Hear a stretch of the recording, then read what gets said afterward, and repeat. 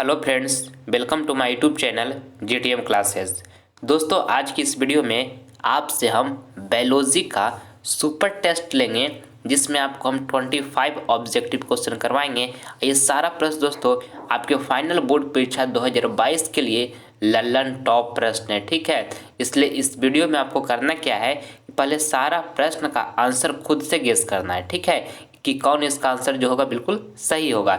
इसके बाद ही आप हमारे आंसर को देखिएगा। और वीडियो के अंत में दोस्तों कमेंट बॉक्स में करके बताइएगा कि 25 में से कितना प्रश्न का जवाब आप बिल्कुल सही दिए, ठीक है। दोस्तों, पहले आपको आंसर गेस करने के लिए हम इसलिए कर रहे हैं कि अगर जो आंसर को गेस कीजिएगा और उसका जवाब आपका बिल्कुल सही जाएगा तो आपके अंदर एक आत्मविश्वास बढ़ेगा, ठीक है, इस काम को करने से, ठीक है। इसलिए कोशिश आप कीजिएगा कि सारा प्रश्न का पहले हम आंसर खुद से गेस करें, ठीक है।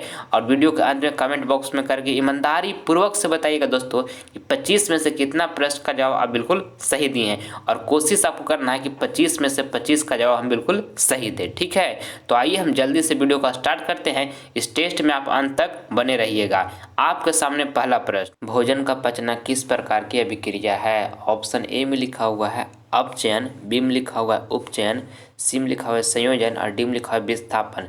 तो दोस्तों, ये प्रश्न में आपको यहाँ से बताना है कि भोजन का पचना किस प्रकार की अभिक्रिया है, तो उपचयन है, ठीक है। ऑप्शन नंबर यहाँ पे जो हमारा बी होगा बिल्कुल राइट आंसर हो जाएगा, ठीक है। आइए अगला प्रश्न हम देख लेते हैं। दूसरा नंबर, मनुष्य में कितने जोड़े गुणसूत्र पाए जाते हैं? ऑप्शन ए में लिखा है 26, बी में लिखा हुआ है 14, और सी में लिखा है 23 और डी में लिखा है 18। ये प्रश्न में आपको यहाँ से बताना है दोस्तों कि मनुष्य में कितने जोड़े गुणसूत्र पाए हैं यानी पाए जाते हैं, तो 23 जोड़े पाए जाते हैं, ठीक है। ऑप्शन नंबर यहाँ पे जो सी होगा हमारा बिल्कुल करेक्ट आंसर हो जाएगा, ऑप्शन नंबर सी, ठीक है। और देखिए, जब आपसे पूछेगा कि मनुष्य में कितने जोड़े गुणसूत्र पाए जाते हैं, तो 23, ये तो सही है। और जब पूछेगा दोस्तों कि मनुष्यों में गुणसूत्रों की संख्या कितनी होती है, तो 46 होता है, ठीक है। यानी कि जब आपको संख्या पूछेगा गुणसूत्रों की कि मनुष्य में कितनी होती है, तो 46 हो जाएगा उसका आंसर। और जब जोड़े में पूछेगा कि जोड़े में गुणसूत्र पाए जाते हैं, तो कितना हो जाएगा, 23 हो जाएगा, ठीक है। ये आपको ध्यान में रखना है, कन्फ्यूज इसको एग्जाम में नहीं करना है, ठीक है। देखिए, तीसरा नंबर प्रश्न में आपको बताना है कि मानव में कितने रक्त समूह हैं? ऑप्शन ए में लिखा है 1, बी में लिखा है 2, सी में लिखा है 3 और डी में लिखा है 4। तो दोस्तों, ये प्रश्न में आपको यहाँ से बताना है कि मानव में कितने रक्त समूह हैं, तो 4 हैं, ठीक। ऑप्शन नंबर यहाँ पे जो डी होगा हमारा बिल्कुल राइट आंसर हो जाएगा, ठीक है। और दोस्तों, कौन कौन 4 रक्त समूह हैं? देखिए, ए है दोस्तों, बी है, ए बी है और ओ है, ठीक है। अब देखिए, ओ इस जो ए बी जो इसमें है दोस्तों, ए बी ये सभी से रक्त ले सकता है, ठीक है। और देखिए, ओ जो है दोस्तों ये डोनर है, ये सभी को रक्त दे सकता है, ठीक है। आपको इसको ध्यान में रखना है। आइए अगला प्रश्न हम देख लेते हैं। चौथा नंबर, श्वसन के दौरान कौन सी गैस निकलती है? काफ़ी महत्वपूर्ण प्रश्न दोस्तों आपके फाइनल बोर्ड परीक्षा के लिए। पहले आप इसका आंसर खुद से गेस कीजिए दोस्तों। जिसमें जो भी हम 25 ऑब्जेक्टिव क्वेश्चन बता रहे हैं, आपके बोर्ड परीक्षा के लिए काफ़ी महत्वपूर्ण प्रश्न है, ठीक है। इसलिए इस टेस्ट को पूरी कॉन्सेंट्रेशन के साथ दीजिएगा, एक भी प्रश्न को आप स्किप नहीं कीजिएगा, ठीक है। और सबसे ज़रूरी बात दोस्तों कि सारा प्रश्न को जो आपका आंसर है पहले खुद से गेस करना है कि इसका आंसर कौन सा जो होगा राइट होगा, ठीक है। इसके बाद ही आप हमारे आंसर को देखिएगा। इससे आपको फ़ायदा क्या होगा दोस्तों कि आपके अंदर कॉन्फिडेंस बढ़ेगा। अगर जो आप सही कीजिएगा तो आपके अंदर कॉन्फिडेंस बढ़ेगा, ठीक है। बताइए इसका आंसर क्या होगा। ऑप्शन ए में लिखा हुआ है CO2, बी में लिखा हुआ है CO और सी में लिखा हुआ है O2 और डी में लिखा है Cl। तो आपको ये प्रश्न में बताना है दोस्तों कि श्वसन के दौरान कौन सी गैस निकलती है, तो CO2 निकलती है, यानी कि कार्बन डाइऑक्साइड निकलती है, ठीक है। ऑप्शन नंबर यहाँ पर ए जो होगा हमारा बिल्कुल करेक्ट आंसर हो गया। आइए अगला प्रश्न हम देख लेते हैं। पाँचवा नंबर, नर युग्मक एवं मादा युग्मक के संलग्न को कहते हैं? ऑप्शन ए में लिखा है निषेचन, बी में लिखा है अंकुरन, सी में लिखा है परागन और डी में लिखा है किण्वन। तो ये प्रश्न में आपको यहाँ से बताना है दोस्तों कि नर युग्मक एवं मादा युग्मक के संलग्न को कहते हैं, तो निषेचन कहते हैं, ठीक है। ऑप्शन नंबर ए दोस्तों हमारा यहाँ पे बिल्कुल राइट आंसर हो जाएगा, ठीक है। आइए अगला प्रश्न हम देख लेते हैं। अगला प्रश्न दोस्तों हमारा छठा नंबर है, कुटपाद किस में पाया जाता है, बताइए। काफ़ी आसान प्रश्न है, आप सारे बच्चे कमेंट बॉक्स में जवाब दीजिए कि इसका क्या होगा राइट आंसर। आपको बताना है कि कुटपाथ किस में पाया जाता है, तो कुटपाथ दोस्तों अमीमा में पाया जाता है, ठीक है। ऑप्शन नंबर यहाँ पे सी जो होगा हमारा बिल्कुल राइट आंसर हो जाएगा। आइए अगला प्रश्न हम देख लेते हैं, 7वां नंबर। मनुष्य में वृक्क एक तंत्र भाग है जो संबंधित है। ऑप्शन ए में लिखा है पोषण, बी में लिखा है श्वसन, सी में लिखा है उत्सर्जन और डी में लिखा है परिवहन। तो ये प्रश्न में आपको यहाँ से बताना है दोस्तों कि मनुष्य में वृक्क एक तंत्र भाग है जो संबंधित है, तो उत्सर्जन से संबंधित है, ठीक है। ऑप्शन नंबर यहाँ पे सी जो होगा हमारा बिल्कुल करेक्ट आंसर हो जाएगा, ठीक है। आइए अगला प्रश्न हम देख लेते हैं, 8 नंबर। आयोडीन की कमी से कौन सा रोग होता है? काफ़ी महत्वपूर्ण प्रश्न दोस्तों आपके बोर्ड एग्जाम के लिए। ऑप्शन ए में लिखा हुआ है एड्स, बी में लिखा हुआ घेंघा, और देखिए सी में लिखा हुआ मधुमेह और डी में लिखा हुआ स्कर्वी। तो आपको ये प्रश्न में बताना है दोस्तों कि आयोडीन की कमी से कौन सा रोग होता है। तो आयोडीन की कमी से घेंघा रोग होता है, ठीक है। ऑप्शन नंबर यहाँ पे जो बी होगा हमारा बिल्कुल राइट आंसर हो जाएगा, ठीक है। और दोस्तों इंसुलिन की कमी से मधुमेह रोग होता है, ये भी आपको साथ में याद रखना है। आइए अगला प्रश्न हम देखते हैं, 9 नंबर। मानव में वहन तंत्र के घटक हैं। ऑप्शन ए में लिखा हुआ है वृक्क, बी में लिखा हुआ है फेफड़ा, सी में लिखा है त्वचा और डी में लिखा है इनमें सभी। तो ये प्रश्न में आपको यहाँ से बताना है दोस्तों कि मानव में वहन तंत्र के घटक हैं। तो देखिए वृक्क भी है दोस्तों, फेफड़ा भी है, त्वचा भी है, तो हमारा राइट आंसर जो होगा इनमें सभी। ऑप्शन नंबर दोस्तों यहाँ पे जो डी होगा हमारा बिल्कुल राइट आंसर हो जाएगा, ठीक है। आइए अगला प्रश्न हम देख लेते हैं, 10 नंबर। कौन सी क्रिया सभी जीवों के लिए अनिवार्य है? काफ़ी महत्वपूर्ण प्रश्न है आपके बोर्ड एग्जाम के लिए। ऑप्शन ए में लिखा है प्रकाश संश्लेषण, बी में लिखा है बाष्पोत्सर्जन, और देखिए सी में लिखा है श्वसन और डी में लिखा है चलन। तो ये प्रश्न में आपको यहाँ से बताना है दोस्तों कि कौन सी क्रिया सभी जीवों के लिए अनिवार्य है, तो श्वसन है, ठीक है। ऑप्शन नंबर यहाँ पे दोस्तों सी जो होगा हमारा बिल्कुल राइट आंसर हो जाएगा, ठीक है। आइए अगला प्रश्न हम देख लेते हैं, 11 नंबर। पुष्पी पौधों में लैंगिक जनन किसके द्वारा होता है? ऑप्शन ए में लिखा है पत्तियों द्वारा, देखिए बी में लिखा है तना, और सी में लिखा है फूलों द्वारा, और डी में लिखा हुआ है जाइलम द्वारा, ठीक है। तो ये प्रश्न में आपको यहाँ से बताना है दोस्तों कि पुष्पी पौधों में लैंगिक जनन किसके द्वारा होता है? तो किसके द्वारा होता है दोस्तों? फूलों द्वारा होता है। ऑप्शन नंबर यहाँ पे सी होगा हमारा बिल्कुल राइट आंसर हो जाएगा, ठीक है। आइए अगला प्रश्न हम देख लेते हैं, 12 नंबर। मानव में डायलिसिस थैली है। ऑप्शन ए में लिखा हुआ है नेफ्रॉन, बी में लिखा है न्यूरॉन, और सी में लिखा है माइटोकॉन्ड्रिया, और देखिए डी में लिखा है कोई नहीं। तो ये प्रश्न में आपको यहाँ से बताना है दोस्तों कि मानव में डायलिसिस थैली है तो नेफ्रॉन है, ठीक है। ऑप्शन नंबर यहाँ पे ए जो होगा हमारा बिल्कुल राइट आंसर हो जाएगा। और दोस्तों आगे बढ़ने से पहले आपसे हमारी एक छोटी सी रिक्वेस्ट है कि अगर जो आप अभी तक हमारे चैनल को सब्सक्राइब नहीं किए दोस्तों, तो प्लीज़ आप इस चैनल को सब्सक्राइब कर ले। इससे आपको फ़ायदा क्या होगा, जब दोस्तों हम लाइव क्लास आएंगे तो उसका नोटिफिकेशन सबसे पहले आपको प्राप्त होगा, ठीक है। इसलिए जल्दी से रेड बटन दबाइए और हमारे चैनल से आप जुड़ जाइए और अपना बेहतर भविष्य बनाइए, ठीक है। देखिए 13 नंबर प्रश्न कहता है कि निम्नलिखित में से कौन सी अनैच्छिक क्रिया नहीं है? ऑप्शन ए में लिखा हुआ लार आना, बी में लिखा हुआ चबाना, और सी में लिखा हुआ हृदय का धड़कना, और देखिए डी में लिखा इनमें से कोई नहीं। तो आपको ये प्रश्न में बताना है दोस्तों कि निम्नलिखित में से कौन सी अनैच्छिक क्रिया नहीं है। देखिए दोस्तों चबाना जो है ये अनैच्छिक क्रिया नहीं है, ठीक है। ऑप्शन नंबर बी जो होगा हमारा बिल्कुल राइट आंसर हो जाएगा। और देखिए लार आना ये भी दोस्तों अनैच्छिक क्रिया है, और हृदय का धड़कना ये भी अनैच्छिक क्रिया है, पर चबाना दोस्तों अनैच्छिक क्रिया नहीं है। तो ऑप्शन नंबर बी जो होगा हमारा बिल्कुल राइट आंसर हो गया, ठीक है। आइए अगला प्रश्न हम देख लेते हैं, 14 नंबर। मस्तिष्क का कौन सा भाग शरीर की स्थिति तथा संतुलन का अनुरक्षण करता है?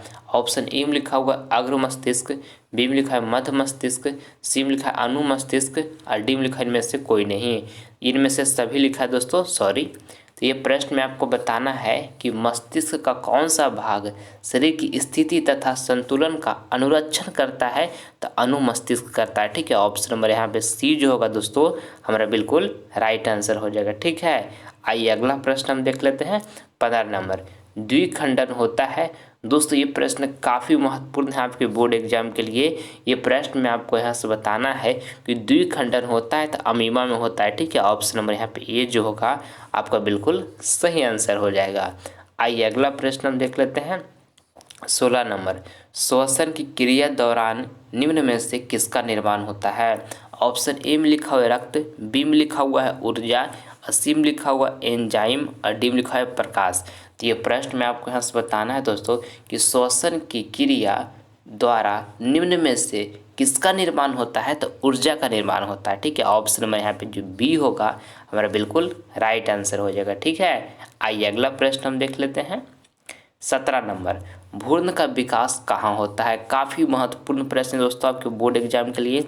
ऑप्शन ए में लिखा हुआ गर्भाशय में, बी में लिखा हुआ फेलोपियन नलिका में, सी में लिखा हुआ योनि में और डी में लिखा हुआ है ग्रीवा में। तो ये प्रश्न में आपको यहाँ से बताना है दोस्तों कि भ्रूण का विकास कहाँ होता है? तो भ्रूण का विकास दोस्तों गर्भाशय में होता है, ठीक है। ऑप्शन नंबर यहाँ पे ए जो होगा हमारा बिल्कुल राइट आंसर हो जाएगा, ठीक है।